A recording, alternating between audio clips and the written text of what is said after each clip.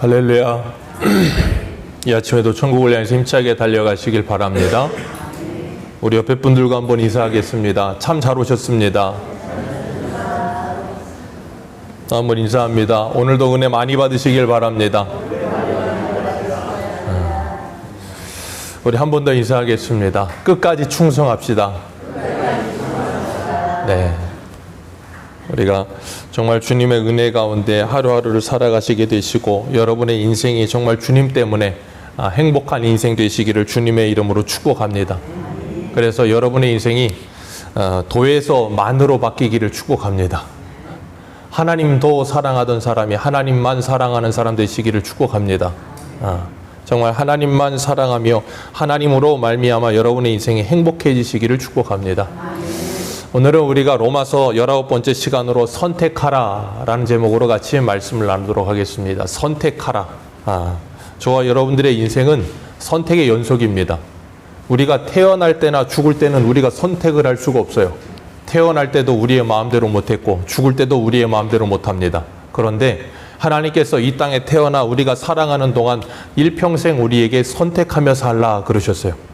우리를 태어나게 하시고 생명 주시고 난 후에 우리에게 선택하라고 하신다고요. 구원도 마찬가지입니다. 하나님께서 우리를 예수 그리스도로 말미암아 강권하여 주셔서 구원하여 주셨습니다. 그래서 하나님의 자녀가 되게 하십니다. 그리고 새 생명을 가진 우리들에게 이제는 뭐하라 그러시냐면 선택하라 하세요. 하나님께서 감사하게도 죽은 상태로 선택하라고 하지 않으시고 살려주시고 이제는 선택하라 그러세요. 그래서 우리가 하나님의 은혜로 말미암아 우리의 인생을 어떻게 선택하며 살아야 할 것인가. 예수 그리스도를 믿은 우리들은 하나님께서 우리를 향한 목적이 두 가지가 있으세요. 그것이 뭐냐면 첫 번째는 예수 그리스도로 말미암아 하나님을 믿고 구원받는 영생에 이르는 복을 누리게 하시는 게 하나님의 뜻입니다. 그래서 예수님도 요한복음 6장에서 하나님의 일은 하나님이 보내신 자 예수 그리스도를 믿는 것이 하나님의 일이라 그랬어요. 그리고 그렇게 예수 그리스도를 믿고 구원받아 영생을 얻은 하나님의 백성에게 하나님이 요구하시는 것 또 하나가 있어요. 그게 뭐냐면 우리의 거룩입니다. 우리를 구원하시고 우리를 거룩한 하나님의 자녀 만드시는 것이 하나님의 뜻인 줄 믿습니다. 그래서 우리는 구원받은 후에 일평생 하나님의 나라에 가는 그날까지 우리는 뭘 향해 가야 돼요? 거룩을 향해 가야 되는 거예요. 그 거룩은 어떻게 이루어진다 그랬어요? 음식 먹고 먹지 않는 걸로 거룩이 이루어지지 않는다 그랬습니다. 거룩은 말씀과 기도로만. 말씀과 기도 가운데 성령의 인도하심을 받아 아름다운 선택을 할 때 거룩을 향해 나아가게 될 줄로 믿습니다. 그래서 주님은 우리를 예수 그리스도와 함께 십자가에 죽은 자 되었고 다시 살아나서 새 생명 가운데서 행하는 자가 되게 하셨다 그랬습니다. 그래서 이제는 더 이상 죄를 지을 수 없느니라. 그럴 수 없느니라. 어떻게 한 주 동안 그럴 수 없느니라 선포하며 사셨습니까? 아니면 그럴 수도 있느니라 그러고 사셨습니까? 나를 향해서는 그럴 수 없느니라, 다른 사람을 향해서는 그럴 수도 있느니라. 그게 돼야 되는데 그게 항상 뒤바뀌어서 순서가 나를 향해서는 그럴 수도 있느니라 스스로 위로가 되는데 다른 사람을 향해서는 두 눈을 부릅뜨고 그럴 수 없느니라 그러고서 막 이를 막 갈고 막 열을 뿜고 그러다가 오셨다면 오늘도 주님의 은혜 가운데 그 순서가 뒤바뀌기를 주님의 이름으로 축복합니다. 그럴 때 우리의 인생이 행복해집니다. 하나님이 그래서 우리를 구원해 주신 거예요. 그리고 우리의 주인 되어 주신 줄 믿습니다. 그래서 우리가 예수 그리스도를 믿고 우리의 인생의 주인이 주님이 되시면 우리의 인생은 새 생명 가운데 살게 될 줄로 믿습니다. 그리고 새 사람이 되는 줄 믿습니다. 새 사람이 된다는 건 그 사람의 중심이 바뀐다는 거거든요. 중심이 바뀐다는 건 그런 것 같은 거예요. 마치 어떤 연못에다가 우리가 돌을 하나 던지면 돌이 딱 떨어집니다. 그럼 어떻게 돼요? 파장이 생기죠. 처음에 조그만 파장에서 이렇게 울렁이면서 큰 파장으로 흘러가듯이 우리가 예수 그리스도를 믿으면 우리의 내면에 돌이 하나 던져진 것 같은 거예요. 그래서 우리의 중심축이 바뀌어요. 나에서 그리스도에게로 중심축이 바뀌는 겁니다. 그럼 어떻게 되냐면 내 인생에 돌아가는 모든 것이 누구 중심으로 도냐면 예수 그리스도로 중심으로 도는 거예요. 그래서 파장이 이렇게 넓어져 가는 거예요. 그래서 내가 정말로 하나님의 사람이 됐는가 아닌가를 알 수 있는 방법은 뭐냐면 내 삶이 어떤 삶으로 변해가고 있는가를 보시면 되는 거예요. 우리가 세상에서도 마찬가지거든요. 세상에서 뭐가 있을까요? 요즘 이제 한창 더워지고 있긴 하지만 등산을 만약에 간다고 생각해 보세요. 어떤 분이 등산을 너무 좋아해서 등산에 빠졌어요. 그럼 그 사람의 중심은 뭐가 될까요? 산이 됩니다. 그래서 그 사람의 옷도 다 뭘로 바뀔까요? 아웃도어로 바뀝니다. 옷부터 신발까지. 우리나라는 참 특이해서 외국 사람들은 잘 그러지 않거든요. 근데 우리나라는 뭔가 하나를 시작하면 풀 세팅을 합니다. 외국 사람들은 산에 가면 그냥 반바지에 그냥 대충 운동화 신고 그냥 갑니다. 근데 우리나라는 산에 가려면 뭐 등산, 뭐 거의 에베레스트 올라가듯이 등산 화부터 등산복에 등산 옷에 모자에 등산 배낭까지 다 착용하고 백운산 올라가요. 255m밖에 안 되는데 그리고 갑니다. 항상 뭘 하든 우리나라는 뭐가 있어야 돼요? 이 좀 이렇게 딱 꾸며지고 갖춰진 뭐가 있어야 된다고 생각해. 안 갖춰져도 됩니다. 그런데 그건 왜 그런가 하면 내가 뭔가에 관심이 생기면 그게 내 인생의 중심이기 때문에 모든 게 바뀌는 거예요. 아니 등산 하나만 좋아해도 그 사람의 생활이 바뀌는데, 그죠? 코로나 눈에 보이지도 않는 그 세균 하나 때문에 우리의 온 나라 아니요 온 세계의 생활이 바뀌는데 어떻게 예수 그리스도 때문에 우리의 생활이 안 바뀝니까? 예수 그리스도는 등산보다 못하십니까? 예수 그리스도는 코로나보다 못하십니까? 정말로 우리가 예수 그리스도를 믿고 하나님의 자녀가 되었다면 우리의 삶에 변화가 일어나게 될 줄 믿습니다. 하나님이 우리를 향한 뜻은 두 가지라 그랬어요. 우리를 구원하시며 영생을 주시고 또 하나는 뭐라고요? 거룩입니다. 거룩이라는 말을 우리가 다른 말로 표현하자면 뭐 하는 거냐면 구별이에요. 거룩하다는 건 구별되는 겁니다. 그래서 우리가 거룩하려고 노력하는 게 아니고 거룩한 겁니다. 여기에 있는 분들은 남자와 여자로 구별이 될 수 있습니다. 그죠? 구별이 안 되나요? 구별이 됩니다. 누가 봐도 남자, 누가 봐도 여자입니다. 우리 정수영 집사님이 아무리 아름답게 화장을 한다고 해도 여기 이병수 목사가 아무리 아름답게 치장을 한다고 해도 여자가 될 수 없어요. 누가 봐도 야 저건 이상하다 싶은 남자란 말이에요. 그렇게 구별되는 거예요. 성도라고 하는 사람들은 세상에 가면 그렇게 저절로 구별이 되어야 되는 거예요. 세상 사람들과 뭔가 달라야 되는 거예요. 그 구별됨이라는 게 뭐예요? 제가 좀 아까 말씀드렸잖아요. 연못에 돌을 던지는 것 같은 거예요. 뭐부터 구별돼요? 우리의 마음부터요. 그래서 에스겔에 뭐라 그랬습니까? 에스겔 36장에 너희들의 마음에서 무슨 마음을 제거해버리고 굳어버린 딱딱한 마음을 제거해버리고 무슨 마음을 줄 것이라? 부드러운 마음을 줄 것이라. 그 부드러운 마음이 누구의 마음이에요? 빌립보서 2장에 예수 그리스도의 마음. 그 예수 그리스도의 마음을 가지면 완악한 마음을 가지고 살지 않고 부드러운 마음을 가지고 다른 사람을 대할 때 조금 부드러운 마음을 가지고 다른 사람을 대할 때 조금은 사랑의 마음을 가지고 긍휼의 마음을 가지고 그 사람을 조금 용서할 수 있으며 그럴 수도 있느니라를 할 수 있으며 그 사람을 좀 불쌍히 여길 수 있는 마음을 가지고 사는 것부터가 뭐라고요? 구별됨이에요. 왜요? 세상은 시간이 지나 주님이 다시 오실 때가 다가오면 다가올수록 뭐가 식어진다 그랬어요? 사랑이 식어지느니라. 그러나 내가 너희에게 새 계명을 주노니 너희는 서로 사랑하라. 내가 너희를 사랑한 것 같이 서로 사랑하라. 그래서 우리가 세상 마지막이 다가오면 다가올수록 그리스도인 교회는 세상으로부터 저절로 구별될 수밖에 없습니다. 왜요? 교회에만이 참된 사랑이 있기 때문인 거예요. 여기에는 아무도 아멘이 되지 않으시는데 왜 그럴까요? 오늘날 교회의 사랑이 점점점 식어지는 것 같아요. 세상의 사랑이 식어져야 되는데 세상은 사랑이 뜨거워지는데 교회는 사랑이 점점점 식어지는 것 같아요. 세상은 어디를 가나 사랑을 말하는데 진짜 사랑은 없지만 가짜 사랑으로 뒤덮여서 온갖 것이 다 사랑을 말하는데 교회는 사랑이 식어지는 것 같아요. 기억하십시오. 교회가 세상으로부터 구별됨은 딱 하나입니다. 그리스도의 사랑이 있느냐 없느냐예요. 다른 무엇이 아닙니다. 사랑하느냐 사랑하지 못하느냐예요. 교회가 성도가 세상과 구별되는 건 그냥 술 안 먹느냐 아니면 담배 안 먹느냐 그런 초등학교적인 그런 기초적인 것에서 구별되는 게 아니에요. 술 먹어도 교회 다닐 수 있습니다. 담배를 펴도 교회 다닐 수 있습니다. 안 돼요? 아무도 동의를 안 하시는데 술 먹고 교회 오면 안 됩니까? 술 취한 상태로 오면 좀 곤란하죠. 술 취한 상태로 오시면 곤란해요. 근데 술을 먹어도 교회를 올 수는 있습니다. 담배를 펴도 교회를 다닐 수 있고요. 예수를 믿을 수 있어요. 그게 우리가 세상과 구별되는 것은 아니에요. 우리 한 군데만 볼까요? 로마서니까 로마서 1장을 한번 보세요. 로마서 1장 29절. 로마서 1장 29절 같이 보겠습니다.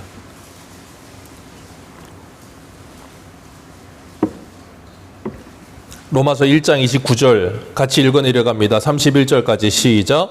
곧 모든 불의, 추악, 탐욕, 악의가 가득한 자요, 시기, 살인, 분쟁, 사기, 악독이 가득한 자요, 수군수군하는 자요, 비방하는 자요, 하나님께서 미워하시는 자요, 능욕하는 자요, 교만한 자요, 자랑하는 자요, 악을 도모하는 자요, 부모를 거역하는 자요, 우매한 자요, 배약하는 자요, 무정한 자요, 무자비한 자라. 그들이 이 같은 일을 행하는 자는 자기들만 행할 뿐 아니라 또한 그런 일을 행하는 자들을 옳다? 하나님께서 29절부터 31절까지 이 모든 걸 뭐라고 정하셨다고요? 사형. 사형이라고 말했다고. 여기 담배 피는 자 나옵니까? 여기 소주 먹는 자 나옵니까? 맥주, 포도주, 샴페인 먹는 자 나옵니까? 막걸리 먹는 자 나옵니까? 불의, 추악, 탐욕, 악의, 시기, 살인, 분쟁, 사기, 악독, 수군수군, 비방, 이런 게 사형에 해당하는 죄라고요. 근데 우리는 이런 일 아무렇지도 않게 쉽게 너무나도 비일비재하게 하면서 술, 담배 하나 안 먹는 걸 가지고 세상과 구별된 줄 착각을 해요. 주님이 마가복음 7장에 뭐라 그러셨습니까? 사람을 더럽게 하는 건 뭐라고요? 땅에 떨어진 새우깡 주워 먹는 게 사람 더럽게 하는 게 아니라고요. 밖에서 들어가는 게 사람을 더럽게 하는 게 아니라고요. 그 속에 악한 마음에서 쏟아져 나오는 모든 것들이 사람을 더럽게 하느니라. 그런데 우리는 이 모든 하나님이 사형에 해당하다고 정하신, 그래서 사람을 더럽히는 모든 것들을 행하면서도 이걸 행하면서 세상 사람과 구별됐다고 착각을 하니까 세상 사람들이 뭐라 그래요? 그러니까 세상 사람들이 너나 잘하세요 그러는 거예요. 생각해 보세요. 우리가 로마서 1장 29절에서 31절까지의 말씀들을 정말로 하나님이 사형에 해당하는 죄라고 깨닫게 하신 걸 믿어서 이런 걸 행하지 않고 술 한 잔 반주로 자신다면,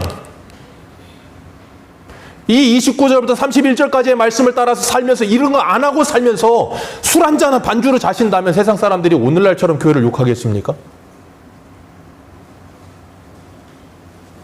그러니까 우리가 예수 믿는 게 뭔지를, 그리고 거룩이라는 게 뭔지를, 죄라는 게 뭔지를 분명하게 알지를 못하면 온갖 죄를 다 지으면서 그 몇 가지 잘못하는 사람을 보면 자꾸 손가락질하고 그 사람을 뭐라고 비방하고 수군수군하고 막 그런다고요. 주님이 그런 우리를 구원하여 주시는 거예요. 구원하셔서 하나님의 자녀 삼으시는 줄 믿으시길 바랍니다. 그래서 우리가 금요일날 여호수아 할 때 하나님이 땅 정복하고 난 후에 땅 분배 다 끝나고 제일 먼저 뭐 만들려고 그랬어요? 한 주가 지났죠? 네, 도피성. 그래서 사랑의 도피성이라고 그랬잖아요. 좀 피할 때가 필요하다고. 피할 때가. 세상에서 좀 손가락질을 당하고 욕먹고서 교회로 피했는데 교회에서는 막 그냥 피해 보복자가 더 많아가지고 그냥 막 달려와가지고 막 그러면 어디로 피하겠냐고요. 주님께서 우리들에게 그래서 이곳을 살아가면서 우리가 하나님의 긍휼의 땅, 자비의 땅, 사랑의 땅이 된다는 걸 기억하라고 우리에게 가르치시는 거예요. 그렇다고 해서 이것이 정말로 극악한 죄를 지었는데도 그냥 다 좋은 게 좋은 거다, 은혜대로 합시다, 그러자는 말이 아니에요. 그러나 거의 대부분 그럴 수는 없느니라 하는 거의 대부분의 것들은 그럴 수도 있는 일인데 그럴 수도 없는 일이라고 말을 하면서 내가 이해를 못하고 있는 거라고요. 내가.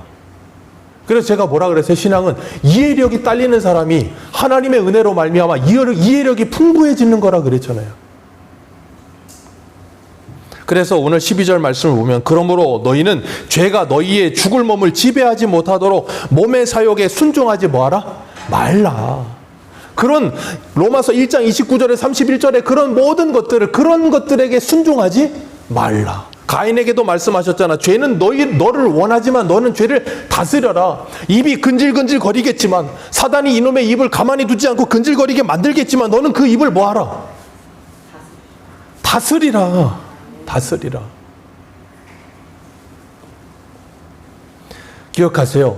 이 죽을 몸을 우리가 누구에게 드리느냐? 내가 자원하여 순종함으로 죄에게 드리든 하나님께 드리든 사단에게 드리든 내 몸을 내가 드리고 있는 거라는 걸 기억하셔야 돼요. 아니요, 내가 드리는 게 아니고 어쩔 수 없이 그렇게 되는데요. 예, 왜 그러냐면 죄에 임박여 있기 때문에 그런 거예요. 죄와 내가 한 몸처럼 아예 그냥 딱 달라붙어 있기 때문에 죄에 이끌리는 삶이 자연스러운 거라고요. 그렇기 때문에 우리는 뭐 해야 돼요? 그 죄와 어떻게 싸우라고요? 피 흘리기까지 싸워야 돼요. 왜 피 흘리기까지 싸웁니까?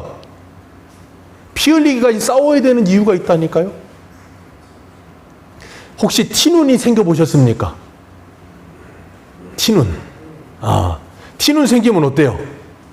엄청나게 아프죠? 걸을 때마다 막 그쪽이 아프기도 하고, 손가락에 막 사막이 나거나 티눈 백혀도 그것도 막 계속 그러고, 이거 빼내려고 해도 안 빼죠. 그래갖고 막 이렇게 저렇게 막 손톱깎이나 그런 걸로 빼려고 막 하다가 나중에는 해갖고 그냥 쑥 뽑아버리면 얼마나 아픕니까? 피나고. 그러니까는 그거 안 뽑아버리고 그냥 계속 가지고 있어야겠죠? 근데 계속 신경 쓰이죠? 그게 죄예요. 티눈과 같은 죄. 사사기에 그러잖아요. 너희들이 약간 남겨준 거 너희들이 옆구리에 가시가 될 것이다. 기가 막힌 표현 아닙니까? 옆구리에 가시 내가 못 뺍니다. 그런데 이거 옆구리에 가시 박혀 있으면 되게 신경 쓰여요. 움직이기만 해도 막 그런 거 있잖아요. 옛날에는 고추 말짱을 나무로 쓰다가 빼총이라고 해서, 혹시 빼총을 아십니까? 얇고 그 압축된 그거, 요즘 원터치 텐트 있잖아요. 그 재질로 된 빼총이 이렇게 있어요. 노란 거. 그거 선생님들이 가져서 때리면 쫙쫙 감깁니다.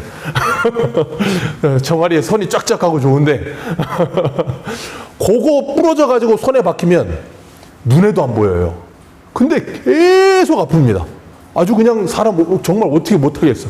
뭐 어떻게 칼로 긁어내고 뭘 해도 안 뽑혀. 죄가 그렇다는 거예요. 그러니까 계속 신경을 써요. 하나님이 우리한테 죄가 그렇게 걸려 넘어지게 하시는. 그래서 죄에 걸리잖아요. 그럼 이걸 끊어내야 되겠는데, 뽑아내겠는데 도저히 안 뽑혀. 계속 걸적거리고 죄질 때마다 찔리고, 예전엔 안 찔렸었는데 예수 믿고 나니까 자꾸 또 찔리기 시작하네. 그러니까 자꾸 그냥 괴롭고 힘들고 고통스러운데 끊어지진 않아. 그러니까 어떻게 해야 돼요? 싸워야 되는 거예요. 어떻게 싸운다고요? 피 흘리기까지. 근데 그게 잘 안 돼. 그럼 뭐 해야 돼요? 기도요. 그래서 주보를 보세요. 주보 보세요. 새소망신앙 대유리문답 178번. 질문합니다. 답을 하세요. 기도가 무엇입니까?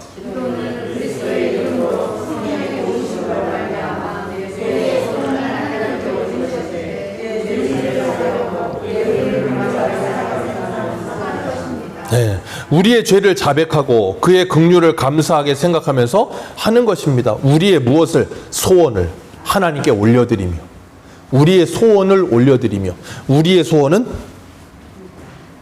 통일. 우리의 소원은 통일입니다. 에베소서 1장에 뭐라 그랬어요? 하나님께서 하늘에 있는 것과 땅에 있는 것이 예수 그리스도 안에서 통일되게 하려 하심이라. 에베소서 1장에 그렇게 써 있어요. 장난이 아니고 정말로요. 하늘과 땅에 있는 모든 것이 예수 그리스도 안에서 통일되게 하려 하심이라. 그래서 우리의 소원은 통일이라니까요. 남과 북도 통일돼야 되지만 하늘과 땅도 통일이 돼야 되고요. 우리의 가정도 통일이 돼야 되고요. 우리 교회도 통일이 돼야 될 줄로 믿습니다. 그렇게 되기 위해서 뭐 해야 되는가 하면 새소망 암송 말씀 로마서 6장 23절 같이 읽습니다. 시작.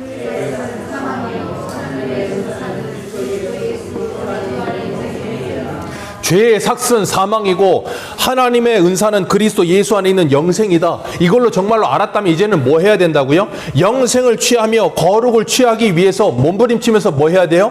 기도해야 돼요. 그럼 하나님께서 예수 그리스도 안에서 하나님과 우리를 뭐 하신다고요? 통일시켜 주시는 거예요. 그럼 우리가 어떻게 돼요? 거룩으로 나아갈 수 있게 되는 거예요.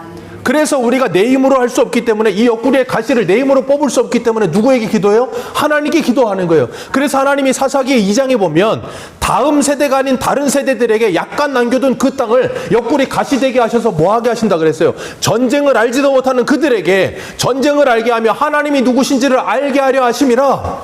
그래서 그 옆구리에 가시는 너희가 뺄 수 있는 것 아니고 하나님만 뺄 수 있다를 가르쳐 주시는 거. 그래서 하나님을 의지해야만 살 수 있다는 걸 가르쳐 주시기 위해서 옆구리의 가시를 약간 남겨두셨다. 그래서 하나님이 구원을 하신 우리들을 우리의 본성에 이 죄의 본성이 약간 남겨있게 하셨다. 왜요? 이놈의 본성이 우리의 마음대로가 되지 않기 때문에. 그래서 하나님께 기도하지 않고는 살아갈 수가 없기 때문에. 그래서 우리가 기억하세요. 우리의 몸을 우리 스스로 죄에게 드리고 있는 거예요. 그러니까 그런 내가 싫기 때문에 뭐 한다고요? 기도하는 거예요. 세상에 죄 짓는 사람들 누가 죄 짓는 자리에 강제로 떠미는 사람 보셨습니까? 누구도 죄 짓는데 강제로 떠미는 사람 아무도 없습니다. 새벽 이슬 같은 죄의 청년들이 즐거이 자원하여 충성함으로 헌신하는 거예요. 어디서 많이 들어본 말씀 이상하죠? 새벽 이슬 같은 주의 청년들이 아니고 새벽 이슬 같은 죄의 청년들이 어디 가면 볼 수 있어요? 저 공항철도 타고 올라가다 2호선과 교차하는 홍대역에 가면 새벽 이슬 같은 죄의 청년들이 밤낮으로 거기 클럽에 가서 부비부비 하다가 동이 트는 뜨겁게 타오르는 동이 트면은 클럽에서 나와서 길거리에 나버져 있고 그러다가 집에 가서 자빠져 자고 그리고 또 밤이 되면 일어나고. 왜 그래요? 어둠의 자식이라. 빛의 자녀가 아니야. 어둠의 자식이야. 그래 걔들은 맨날 낮에 자고 밤에 일어나. 왜? 빛이 싫어. 평생을 그래요. 왜? 죄의 자녀들이 되어 있어서. 그게 왜 그래요? 죄의 지배를 받으며 내 스스로. 여러분 기억하세요. 저 밤 8시, 9시, 10시 지나가서 저 홍대 가보세요. 걔들 거기 가가지고 얼마나 즐거운지 몰라요. 거기 있는 애들 이상하게 밤에 지들끼리 2-3명 모여가지고 이야기하면 그 더운데 그 밖에서 에어컨도 없는데 지들끼리 가서 낄낄대고 웃어요. 좋대. 그거 왜 그럽니까? 저 밝은 데 가가지고 시원한 에어컨 쐬면서 얘기하지. 근데 그게 좋다는 거예요. 왜? 그게 익숙하고 즐거운 거예요. 죄가 익숙하고 즐거운 거예요. 그러니까 뭐예요? 자기 몸을 그 죄에 자연스럽게 드리는 거예요. 그거 끊어내는 일 결코 쉽지 않습니다. 그래서 피 흘리기까지 싸워야 되는 거예요. 하나님께서 우리에게 주신 이 몸을 가지고 하나님께 영광 돌리며 내 몸이 성전된 줄 알고 이 성전 관리를 잘 하시기 위해서 여러분의 입술에 이 파수꾼을 두시기 위해 다윗과 같이 기도하셔야 되고, 여러분의 손과 발이 죄 짓는 일에 익숙하다면 이제는 선을 행하는 일에 익숙하도록 하나님께 기도하셔야 되는 거예요. 그러기 위해서 죄의 지배 아래 있지 않고 은혜의 지배 아래 있지 않기, 이 은혜의 지배 아래 있기 위해서 여기 오신 거예요. 그래서 하나님의 은혜를 구하고 말씀을 듣고 주님과 이곳에서 만남을 얻어서 그 주님이 내 주인 되어주시라고 하나님께 간절히 구하면서 이 자리에 나오신 거잖아요.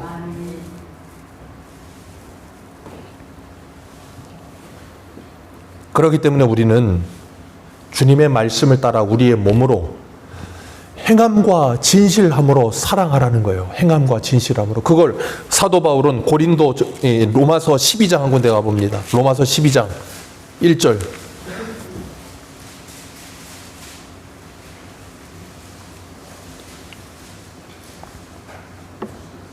로마서 12장 1절입니다.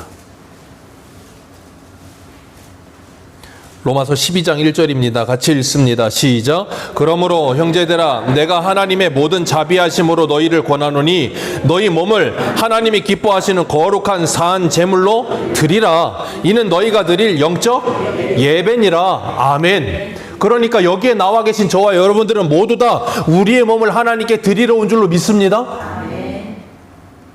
다시 한번, 이곳에 온 저와 여러분들은 우리의 몸을 하나님께 드리러 온 줄로 믿습니다. 제발 주일날아서 돈 몇 푼 하나님께 적선하듯이 뭐 몇 푼 내놓고서 헌금했다 그러고 내 할 일 다 했다고 하지 마세요. 제발 그걸로 내 신앙생활을 퉁치려고 드지 마세요. 그걸 뭐라 그러냐면 날도둑놈이라고 하는 거예요. 하나님은 우리한테 돈 몇 푼 내라고 하지 않으셨어요. 하나님은 우리한테 너를 다오라고 말씀하고 계신다고요. 나를 주님한테 안 드리면서 내 삶을 주님께 드리지 않으면서 그냥 대충 뭘 조금, 너무 도둑놈심보 아닙니까? 주님은 우리한테 그 아들을 주셨는데 그래서 12장 1절 읽으셨으니 2절 한번 읽겠습니다. 시작. 너희는 이 세대를 본받지 말고 오직 마음을 새롭게 함으로 변화를 받아 하나님의 선하시고 기뻐하시고 온전하신 뜻이 무엇인지 분별하도록 하라. 그래서 오늘도 이 말씀 로마서 6장의 말씀을 들으면서 뭐 하는 거예요? 하나님의 기뻐하시고 온전하신 뜻이 무엇인지를 분별하고 있는 거예요. 그리고 그 분별하는 삶을 가지고 뭐 하라고요? 믿음으로 우리의 삶의 예배를 살아가라고. 가정에서, 일터에서, 직장에서 영적인 레위인이 돼서 그곳에서 하나님의 나라를 세워가며 하나님의 일꾼으로 살아가라고 우리를 부르셨다는 거예요. 그런 거 하지 않고 여기 와서 내 몸을 하나님께 드리지 않으며 그냥 와서 대충 도장 찍고 가는 사람이 된다면, 만약에 구약의 예레미야가 살아나서 이곳에 온다면 뭐라 그러겠어요? 저 교회 앞에 자동문 앞에 서가지고 가로막고 서서 뭐라 그러겠어요? 이 전이 여호와의 전이라 여호와의 전이라 여호와의 전이라는 거짓말에 속지 마라. 그러지 않겠습니까?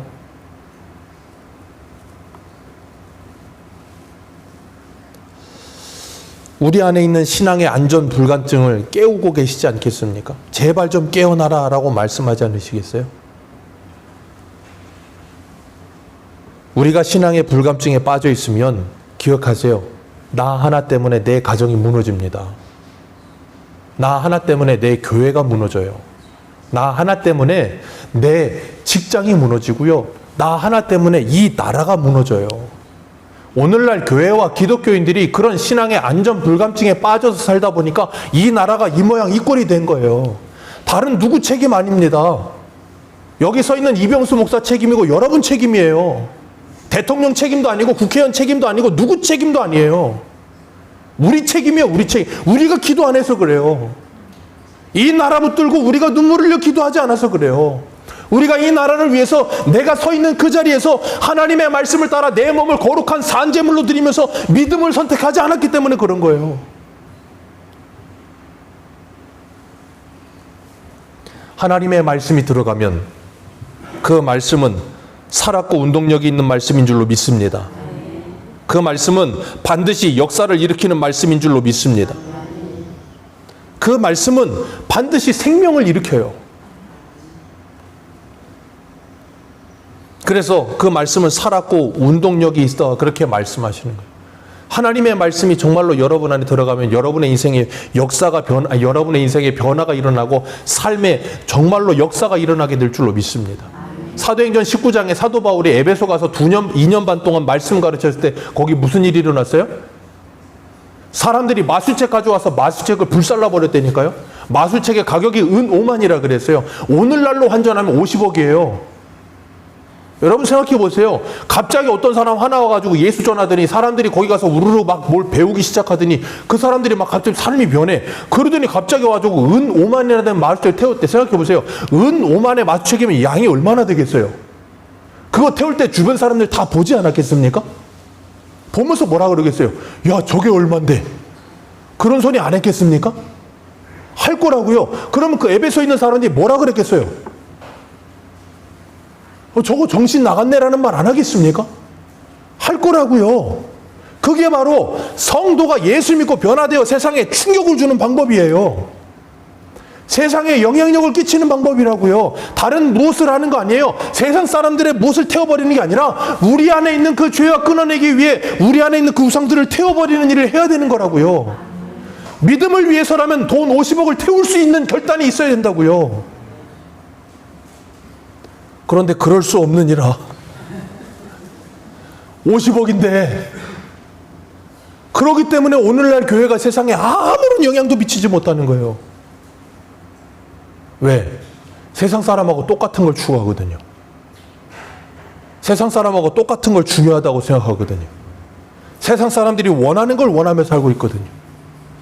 그러니 세상 사람들이 교회를 보며 성도를 보며 뭐가 다르다 그러겠어요? 다른 게 하나도 없는데 오히려 세상 사람보다 더 욕심이 많아. 그러니 뭐라 그러겠어요? 야, 너나 좀 잘해라. 그럴 거 아닙니까? 오죽하면 세상 사람들이 교회를 걱정하고 세상 사람들이 교회의 성도들을 걱정하겠어요. 왜 그래요? 우리가 우리의 몸을 죄의 종으로 그 우리의 몸을 드리고 있기 때문에 그런 거라고 주님 우리에게 말씀하고 계시는 거예요. 우리 데살로니가전서 2장 13절 한 군데 보겠습니다.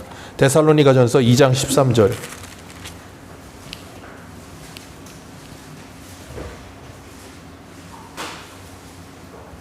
데살로니가전서 2장 13절입니다.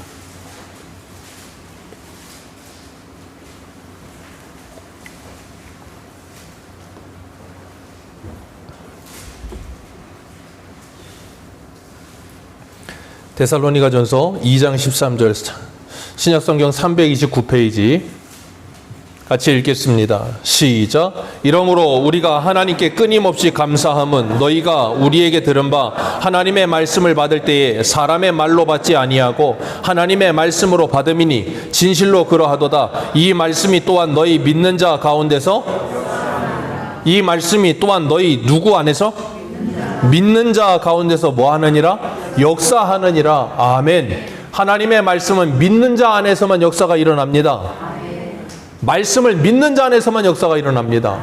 이 기록된 말씀과 사도 바울의 선포된 말씀을 들었던 데살로니가 교회 성도들은 그 말씀을 무엇으로 받았다고요? 하나님의 말씀으로 받았습니다.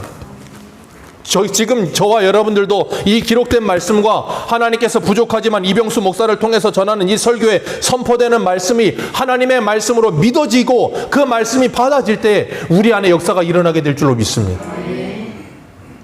그게 믿어지지 않으면 역사가 안 일어나요. 제가 이번에 홍도 갔다 오고 그 옆에 흑산도 갔다 왔는데 기대를 했어요. 무슨 기대를 했냐면 제가 감명 깊게 봤던 영화가 자산어보거든요. 그래갖고 감명 깊게 봐서 기대를 했는데요. 그냥 흑산도는 가가지고 그 무슨 이상한 홍어인가? 먹지도 못하는 그거 주고 버스 1시간 태우고 그냥 오더라고요. 그래갖고 그냥 배만 타고 고생하고 왔는데 그 자산어보를 제가 좋아하는 이유는 거기에 나왔던 한 대사 때문에 그래요. 설경구가 이 정약 용의 형인 정약 전인가요? 저기를 냈고 어떤 창대라고 하는 사람이 어부가 나와요. 근데 그 창대는 성리학을 좋아하고 주자를 좋아합니다.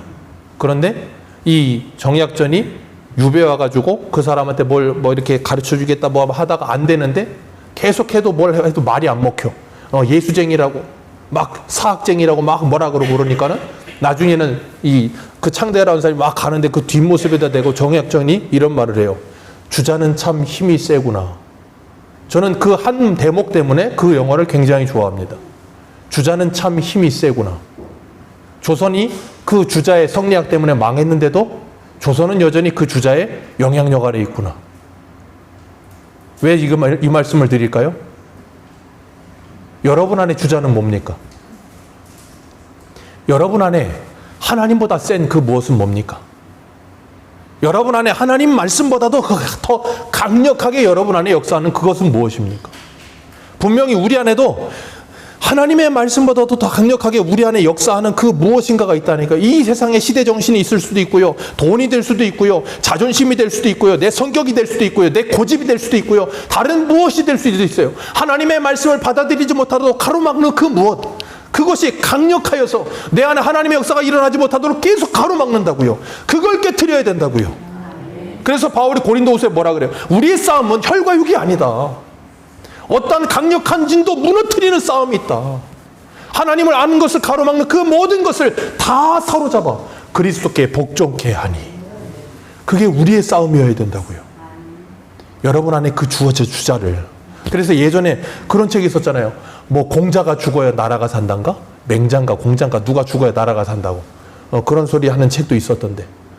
공자 죽으면 나라 사는 거 아닙니다. 내가 죽어야 나라가 살아요. 다 내가 안 죽고 내가 살아 있었어. 나라가 안 죽어. 나라가 안 살아요. 그 때문에 우리가 하나님의 말씀을 붙들고 그 말씀 의지하기 위해서 애써야 되고, 주님께서 승천하시면서 우리에게 주신 명령 하나가 있어요. 마태복음 28장 20절이에요. 내가 너희에게 분부한 모든 것을 가르쳐 지키게 하라. 볼지어다 내가 세상 끝날까지 너희와 항상 함께 있으리라 하시니라. 아멘. 여기서 중요한 것. 내가 너희에게 분부한 모든 것을 가르쳐. 그 다음 끝나는 게 아니고 그 다음 뭐라고요? 지키게 하라.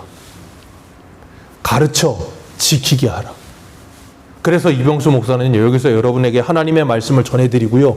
그 다음에 일주일 동안 새벽마다 여러분들을 위해서 기도해요. 왜냐하면 가르쳤거든요. 지키게 하기 위해서 성령께서 도와주시라고.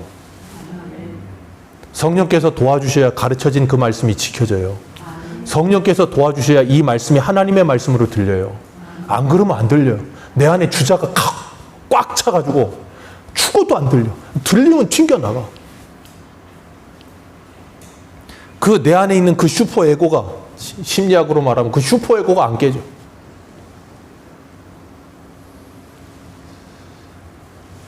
오늘날 왜 세상이 교회를 욕합니까? 교회를 욕하는 이유는 딱 하나예요. 세상이 오해해서 그래요. 여러분 기억하세요. 세상이 교회를 욕하는데 세상이 뭔가를 오해해서 그런 거예요. 뭘 오해하냐면 첫 번째, 사이비와 이단을 교회라고 착각해서 욕하는 거예요. 신천지는 교회가 아닙니다.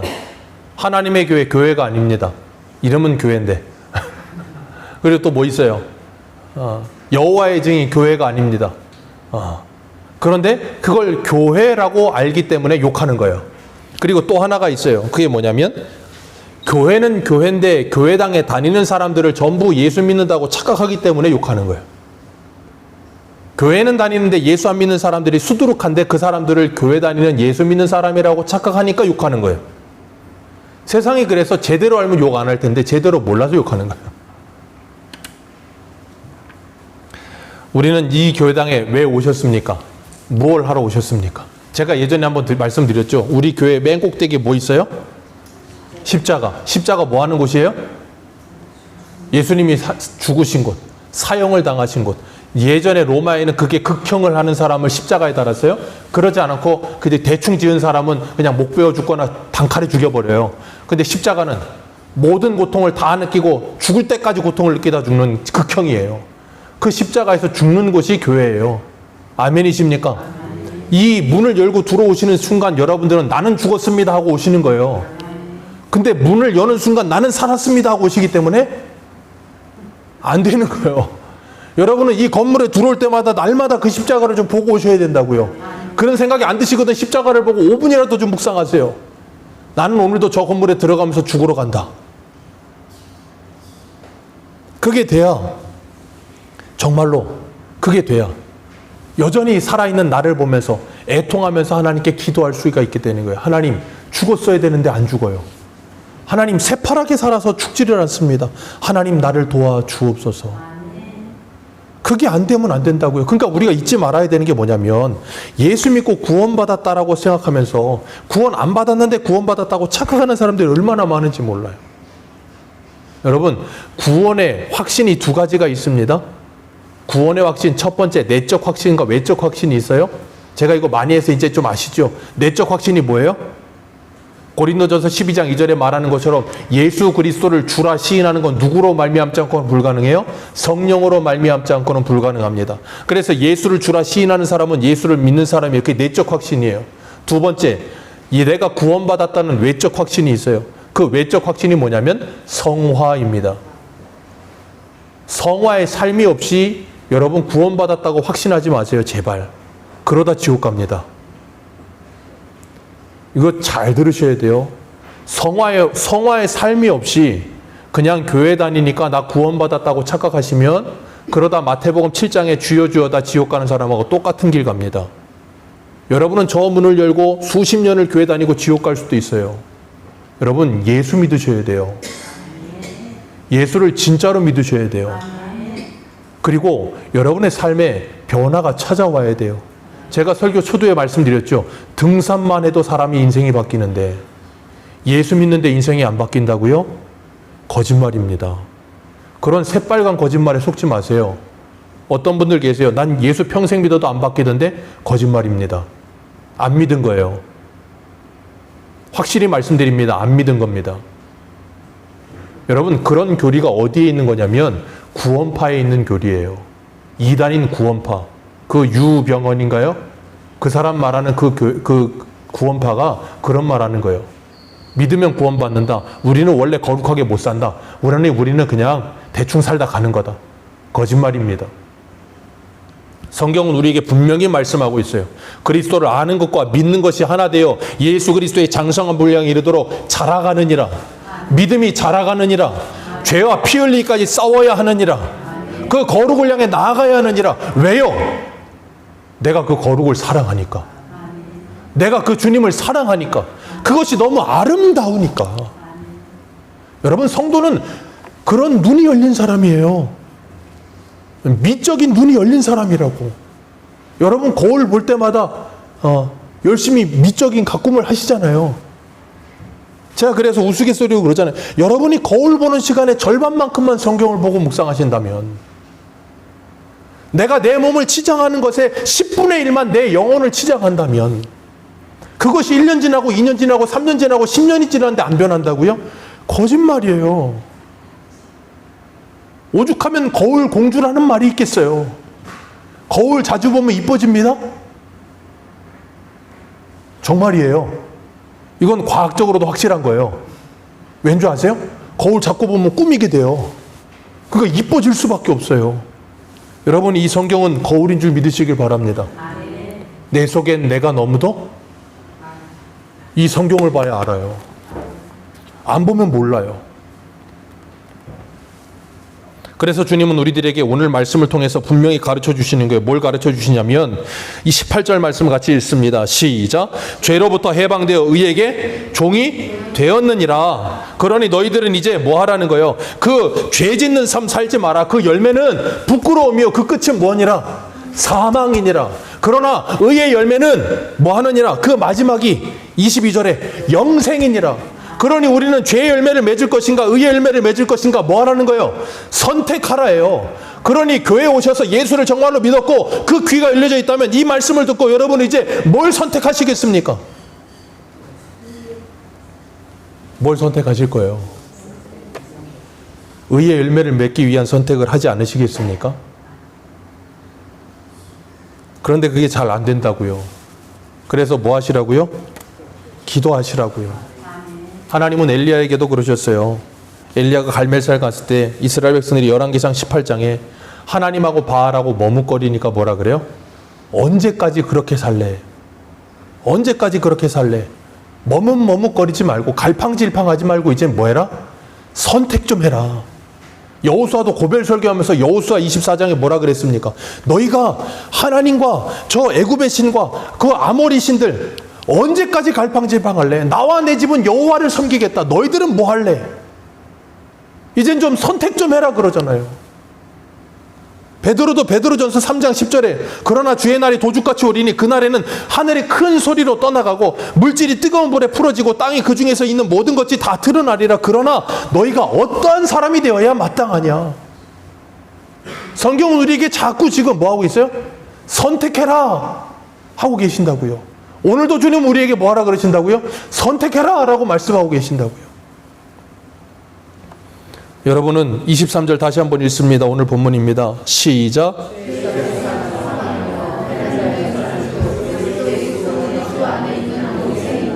다시 한번 읽습니다. 시작.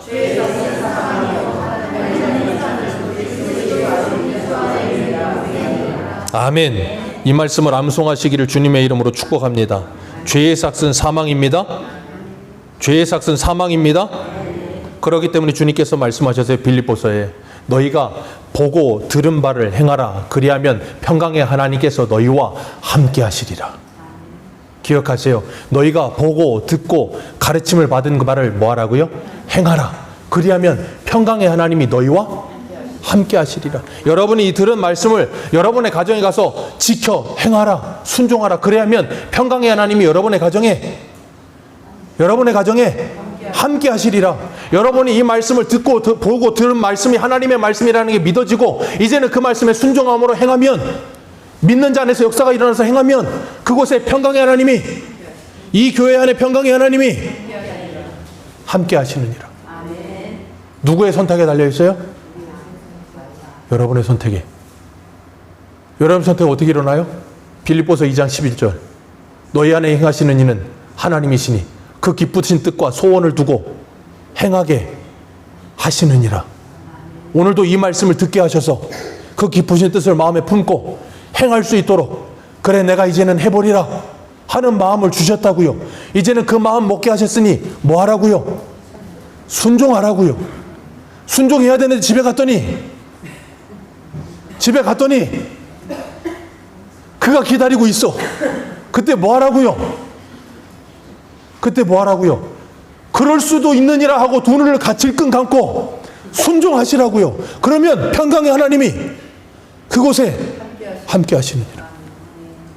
여러분이 두 눈을 질끈 감고 에라 모르겠다, 정말로 에라 모르겠다는 심정으로라도, 믿음이 없다면 에라 모르겠다는 심정을 가지고 그래 이 말씀대로 되겠지 하고 정말로 내가 믿음으로 그 사람을 끌어안으면 그곳에 평강의 하나님이 임하실 줄 믿습니다. 근데 내가 그걸 하지 않으면 그곳에 평강의 하나님이 임하지 않아요. 지금 여러분의 삶은 여러분에게 달려 있어요. 하나님이 여러분을 강권적으로 구원하여 주셨지만, 그리고 죽는 날 하나님이 데려가시겠지만 그 일평생을 두고 여러분에게 선택을 주셨어요. 여러분의 자유의지를 가지고 선택할 수 있게 해주셨어요. 여러분을 로봇으로 만들지 않으셨어요. 그리고 하나님이 여러분을 지금도 말씀으로 찾아오셔서 성령께서 마음의 문을 자꾸 두드리고 계세요. 문만 열어라, 문만 열어라. 그럼 내가 너와 들어가 함께 먹고 네가 부유를 누리며 하나님의 나를 누릴 수 있다. 내가 너에게 그 선택을 지금 주고 있다. 제발 문만 열어라. 여러분이 이 말씀을 하나님의 말씀으로 들으시고 그 말씀에 순종하는 역사가 일어나게 되시기를 주님의 이름으로 축복합니다. 기도하겠습니다.